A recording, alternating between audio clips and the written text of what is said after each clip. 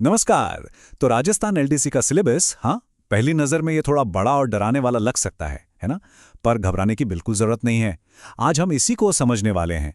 इसे छोटे छोटे आसान हिस्सों में तोड़ेंगे ताकि तैयारी का रास्ता एकदम साफ हो जाए। तो हम इसे 5 हिस्सों में देखने वाले हैं। सबसे पहले परीक्षा का पूरा ब्लूप्रिंट समझेंगे, फिर पेपर आई में क्या क्या है, यानी जनरल नॉलेज, साइंस और मैथ्स।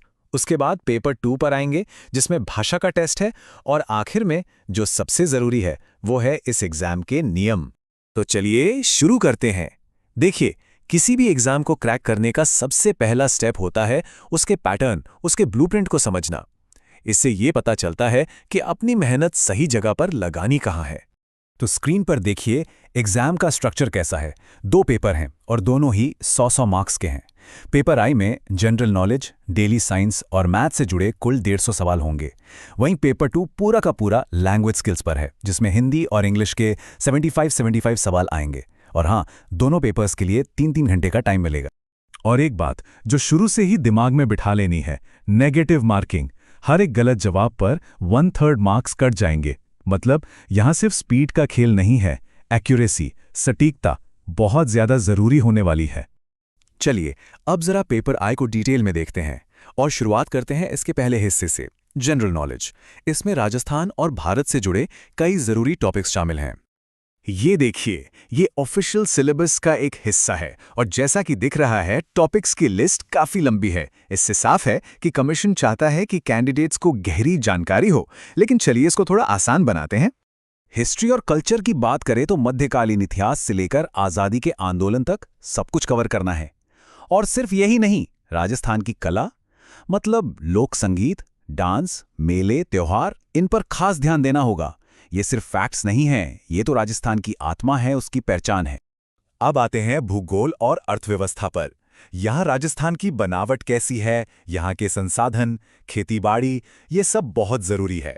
साथ ही जो बड़ी बड़ी इंडस्ट्रीज हैं, सिंचाई के प्रोजेक्ट्स हैं, और हाँ, करंट अफेयर्स, चाहे वो नेशनल हों या राजस्थान के, उन पर भी अच्छी पकड़ रखनी होगी। तो ये तो हुई जीके की बात। चलिए अब पेपर 1 के दूसरे हिस्से पर चलते हैं, जो है साइंस और मैथ्स का। ये सेक्शन लॉजिकल और एनालिटिकल स्किल्स को परखेगा।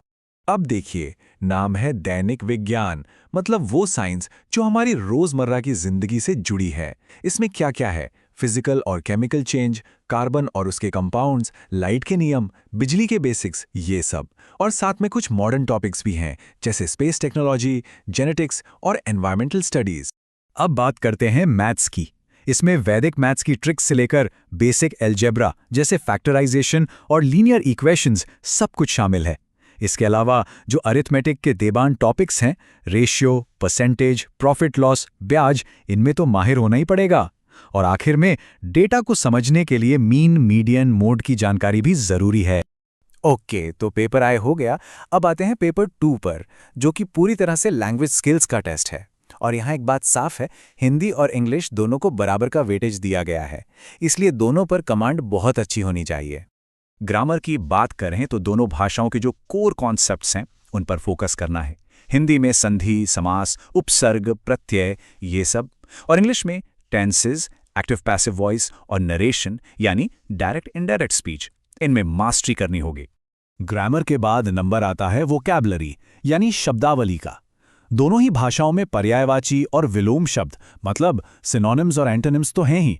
इनके अलावा हिंदी में मुहावरों का अच्छा ज्ञान जरूरी है और इंग्लिश में वन वर्ड सब्स्टिट्यूशन और जो कंफ्यूज करने वाले शब्द होते हैं, उन पर भी ध्यान देना होगा।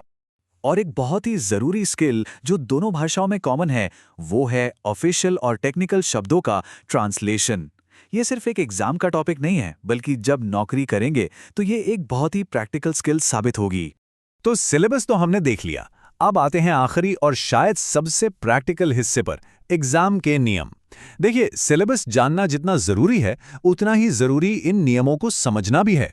तो चलिए पूरे एग्जाम पैटर्न को इन 5 पॉइंट्स में समेट लेते हैं। पहला, सारे सवाल ऑब्जेक्टिव टाइप होंगे। दूसरा, हर पेपर में 150 सवाल। तीसरा, हर पेपर के लिए 3 घंटे का टाइम। चौथा, सभी सवालों के मार्क्स बराबर हैं। और पांचवा, जो सबसे जरूरी है, 1/3 की नेगेटिव मार्किंग से बचकर रहना है। इस बात पर इतना जोर क्यों दिया जा रहा है? क्योंकि ये देखिए, ये लाइन सीधे ऑफिशियल डॉक्यूमेंट से है। गलत उत्तर के लिए 1/3 भाग नेगेटिव मार्किंग होगी। मतलब इसे हल्के में लेने की गुंजाइश ही नहीं है। हर सवाल का जवाब बहुत सोच समझ कर देना पड़ेगा। तो अब जब एलडीसी एग्जाम का पूरा नक्शा सामने है, हर सब्जेक्ट, हर नियम, सब कुछ क्रिस्टल क्लियर है, तो सवाल ये उठता है कि तैयारी की इस बड़ी यात्रा का पहला कदम किस सब्जेक्ट के साथ उठाया जाएगा।